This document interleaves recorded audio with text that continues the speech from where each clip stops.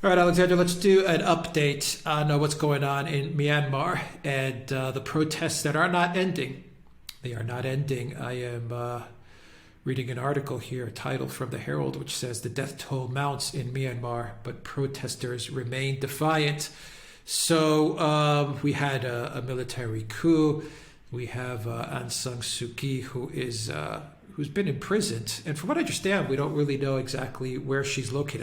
That's the last I've read. I don't know if you have any updated information there, but the protesters are not they're not giving up. They're still getting onto the streets, and they're still defiant with the military coup. I was watching a video from Dr. Steve Turley, and he had a report saying that the coup leaders, the military, have also cracked down on the Open Society Foundation and George Soros.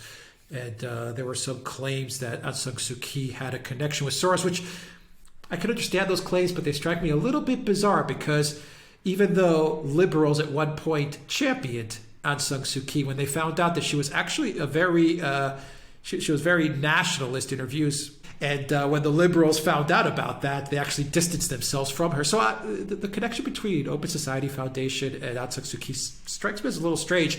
But nonetheless, the coup leaders have taken action against Soros and the Open Society Foundation in Myanmar as well. They've seized their buildings and their operations there and various other things. So what's the latest on Myanmar?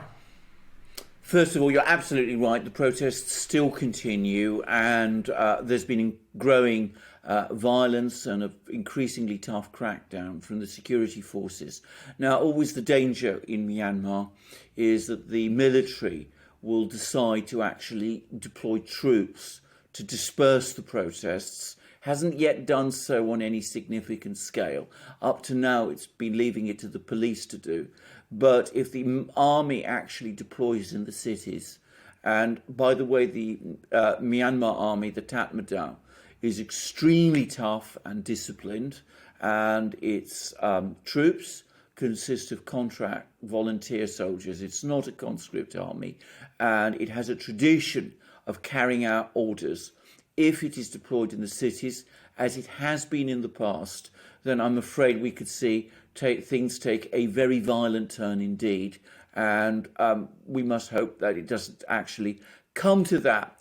But that appears to be where it is heading.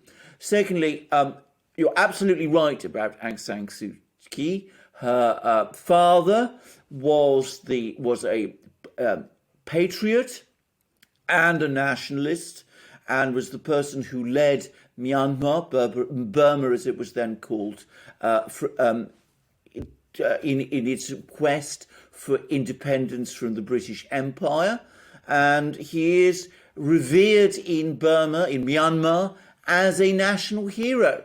So given that that is so, and given that Aung San Suu Kyi is very committed to the movement and the ideas that her father embodies, I find it absolutely extraordinary.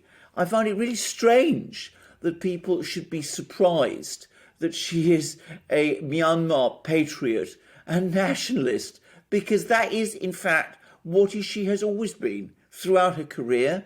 And I didn't really see any inconsistency in her actions at all. I know some people were unhappy with things that she said about the actions that the military, the Myanmar military took against the Rohingya people.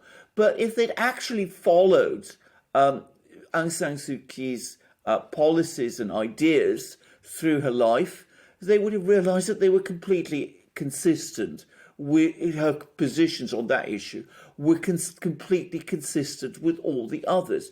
The reason so many people in Myanmar are angry that she has been arrested and are coming out and are protesting because of it and are opposing the coup is precisely because they see her as a nationalist and a patriot. I think this is a complete misunderstanding of who she is and what she represents to the Myanmar people. Now, going further about this and talking about the Open Society Foundation, I suspect this is a legacy thing, in that previously, when Aung San Suu Kyi was in conflict with the military, she got a lot of support from the West, and people like the Open Society Foundation no doubt played a part in that, and that would have made the military very suspicious of it. And of course, since then, with all of these protests and with whatever role outside players may be playing in those protests, and I'm sure there has been some role, that would make the military even more suspicious and even more inclined to crack down on agencies of that kind. So we shouldn't be surprised about this, but if the Open Society Foundation supports Aung San Suu Kyi, then frankly they don't understand her and have not understood her very well, but many people in the West have not understood her very well either. Now, beyond this, there is the overarching question of what is the geopolitical implications of all of this. And the US and Britain in particular have tried to get a Security Council debate held about the situation in Myanmar, and they came up against a wall of opposition from China, Russia, and by the way, India also. All of these countries strongly opposed attempts by the United States to get a discussion of this topic in the UN Security Council. But this reflects the way in which Myanmar has become a point of geopolitical conflict between China and the US.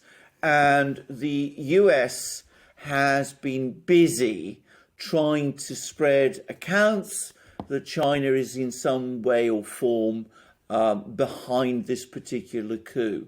In fact, there's even been attacks on Chinese businesses in Myanmar by protesters who've heard these claims about China supporting the coup, which have made the Chinese extremely upset and very angry.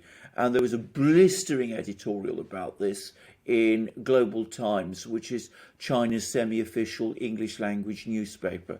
In reality, the Chinese have very good relations with Aung San Suu Kyi, and China is Myanmar's major trade partner. China's had a complicated relationship with the military. I don't get any impression that they welcome the coup in any conceivable way, but obviously they will not want to see Myanmar fall under the sway of the United States. So if the military stabilizes its position and secures its position as the dominant power in control of Myanmar, the Chinese will work with the military. But if Aung San Suu Kyi were to come back to power, then I think the Chinese would be anxious to keep the bridges open to her.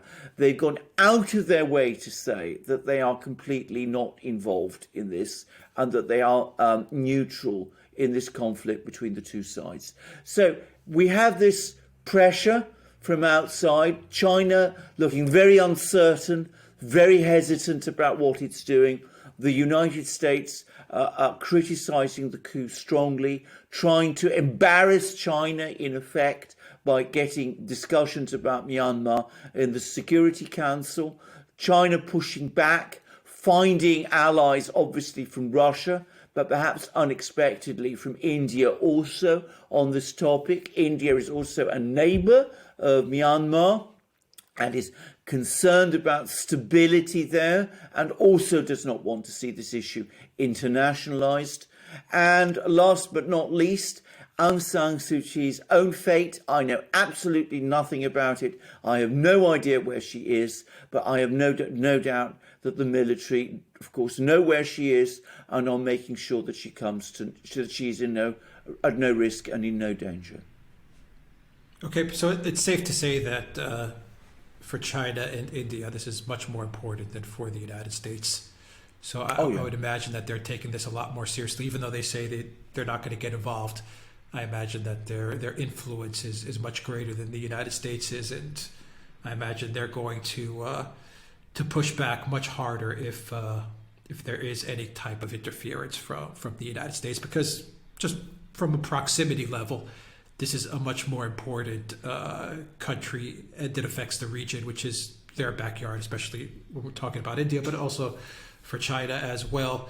And final question: do you think this coup is going to hold? Or Aung San Suu Kyi, this is not new for her. This is not new for her. House arrests and this type of turmoil and turbulence and controversy. She's always come back. So is this going to hold?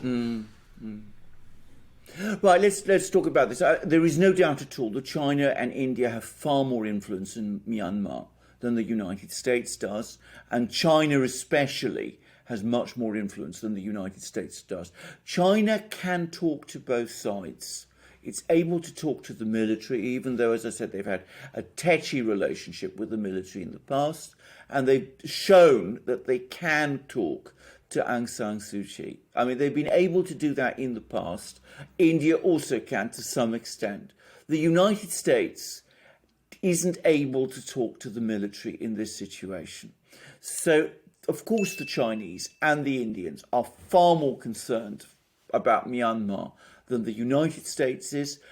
For the Chinese, especially, Myanmar is an absolutely vital player because it is a key strategic partner on China's southern border, where other countries like Vietnam and Thailand are more closely at the moment aligned with the US. So for the Chinese, Myanmar is important, and they will want to see stability there, and they will not want to see the United States establish itself there either. And for the Indians, they too want stability there, and I suspect they're not particularly keen on seeing the United States getting involved either, because they see Myanmar also as a country with strong links to India, which they want to develop in the future. Will this coup hold? This is always a very difficult question. First of all, the military in Myanmar has the means to suppress the protests. If the troops are deployed to the cities and they take the kind of action that they have done in the past to suppress protests, they will do so. They will do so in the most ruthless and repressive way, but they can do it, and they've shown in the past that they will.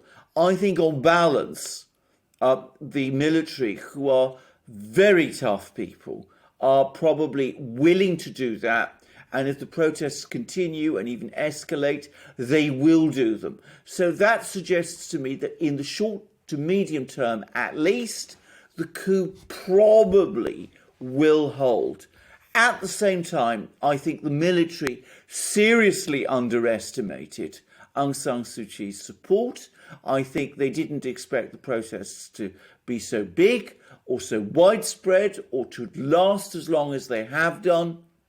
And they must be saying to themselves, was this coup in the end such a good idea?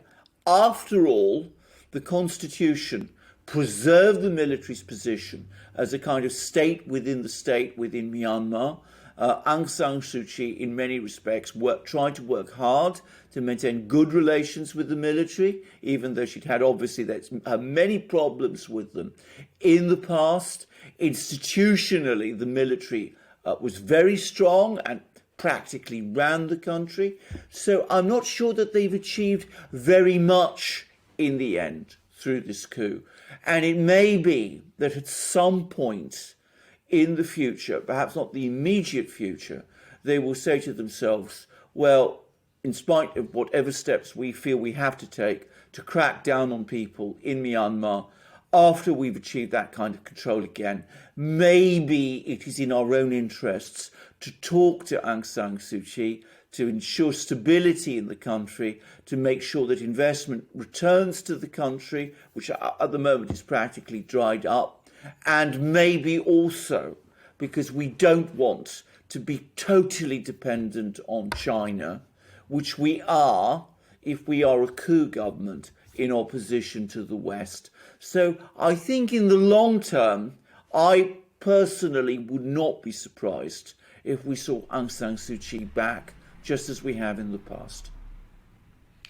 All right, we'll continue to follow this story. Alexander Berkhurst, thank you very much. Guys, go to PayPal, Patreon, subscribe, star, help out this channel, Bitcoin, Litecoin, EMC Hex Monero, all kinds of great altcoins and bitcoins and all kinds of cryptos that you can help out this channel with. And also go to the Duran shop, pick up some merchandise, a hoodie, a magic mug. We also have all kinds of great things at the Duran shop, and it really helps out this channel. Go to Alexander's channel, you'll find a link down below. Go to my channel, you'll find a link down below. Go to the Duran Clips channel, you'll find a link down below. Please subscribe to all those channels, guys, because YouTube, they really make it hard on us. And check your subscription for this channel as well. And of course, Odyssey, Rumble, and BitChute. Look for us on those alt tech video platforms. Absolutely. And also remember our Discord server too, which we have. And we look forward to you joining us in our future programs. Check out our shop, as Alex said, see the great things there, and have a wonderful day until we speak to you again in our next program. Take care, everybody.